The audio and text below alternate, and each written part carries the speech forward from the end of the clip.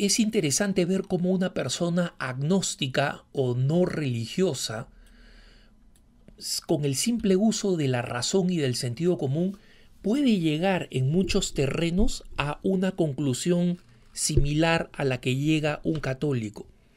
Y hablo de un caso interesante que una hermana me compartió a través de las redes sociales. Es un artículo muy interesante escrito en el principal diario paraguayo por una dama que no tengo el gusto de conocer, pero que al escribir el artículo se señala como una persona que eh, no es religiosa, no pertenece a ninguna denominación religiosa, ni asiste a ningún templo. Entonces no sé si simplemente es una persona no religiosa que cree en Dios, o sea que es de alguna manera teísta, o si es una persona agnóstica, ¿no? Su nombre es Montserrat Álvarez y escribió un extenso artículo comentando la reacción que había encontrado en algunas élites del mundo de las comunicaciones y de la academia contra lo señalado por un obispo. Un obispo en Paraguay predicó criticando la práctica de hacerse tatuajes sin sentido, ¿no? Y utilizó una retórica, o sea, una forma de hablar, una forma de predicar y de expresar muy sencilla y muy simple. Y señaló que es importante que las personas tengan objetivos en la vida en vez de llenarse de tatuajes. Por ejemplo, que no sirven de nada. ¿De qué sirven los tatuajes? Hablan de una alma vacía en general, ¿no? A lo mejor algunos tienen la buena intención de dar un mensaje, pero los mensajes se dan con el testimonio, no con un tatuaje, ¿no? Entonces, Montserrat Álvarez toma estas declaraciones y luego las compara con lo que los diarios dijeron sobre el obispo, ¿no? En primer lugar, suprimen las expresiones condicionales, cuando el obispo dice en general, por ejemplo, a lo mejor, en algunos casos. Por otro lado, en segundo lugar, ella descubre que suprimen estas expresiones y luego le quitan el contexto, que es la importancia de tener objetivos en la vida, de dar testimonio y no de centrarse en un tatuaje. Y esto llevó a que la prensa publicara algunos titulares como el siguiente: Iglesia dice que tatuados tienen almas vacías. Después de que he leído lo que les he leído y que recoge Montserrat Álvarez. Para obispo, quien se tatúa tiene el alma vacía, que, como ven ustedes, ni va al centro del tema, ni que el obispo estaba hablando de la necesidad de tener objetivos en la vida y de dar testimonio auténtico, que esa es la manera de transmitir mensajes y no escribiendo simplemente en el cuerpo como una pizarra, y como en realidad la expresión de que quien se tatúa tiene el alma vacía en ningún momento fue dicha por este obispo.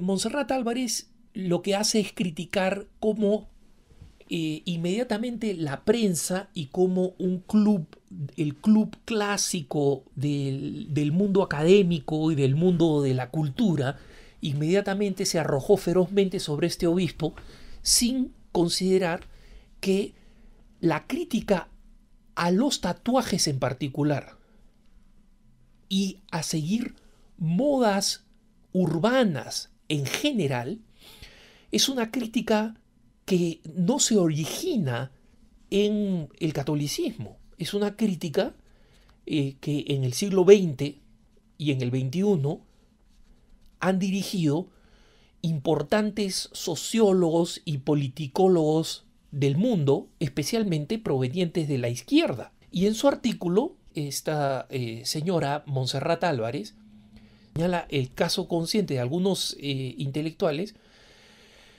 que han realizado además algunos experimentos específicos. Por ejemplo, señala el de la politóloga alemana Elisabeth Noel Neumann, que hizo el siguiente experimento. Se pedía por separado a varias personas que eligieran entre diversas opciones. Una vez en grupo 6 de cada 10 cambiaban su opción por la opinión mayoritaria. Es decir, en otras palabras, por lo menos un mínimo de 6 personas de cada 10 cambiaban su opinión por la opinión mayoritaria cuando se daban cuenta que su propia opinión era distinta a la de la mayoría. Y Elizabeth Noel Newman, contada por Montserrat en su artículo, terminó postulando que la gente se suma a la mayoría por temor al aislamiento social, y ser parte del grupo da una sensación de poder y confianza en el propio valor. Entonces, las modas son un mecanismo de integración colectiva. Impone hábitos, prácticas estéticas, signos de pertenencia que permiten ser parte de un grupo. Esto es lo que escribe Montserrat Álvarez, señalando que, en otras palabras, que es posible totalmente desde una visión puramente política y sociológica, de sentido común, cuestionar la moda del tatuaje y cómo esa moda es de verdad algo que puede ser perfectamente cuestionado y criticado como una forma irracional de sumarse a el grupo, a la colectividad, simplemente porque los tatuajes están de modas, ¿no? Porque tattoos are cool, dice Montserrat Álvarez, ¿no? Porque los tatuajes son excelentes, están de modas, utilizando la expresión en inglés, la expresión norteamericana.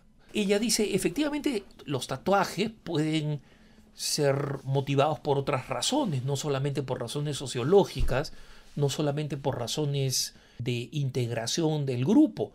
Hay personas que pueden verlo como una expresión artística, por ejemplo, ¿no? Pero cuando todo el mundo dice, no, yo lo he hecho por expresión artística, cuando en realidad han sido otras las motivaciones, ha sido imitar a otros, a quienes han visto ya utilizar el tatuaje, entonces es obvio que la cultura del tatuaje es perfectamente criticable, ¿no?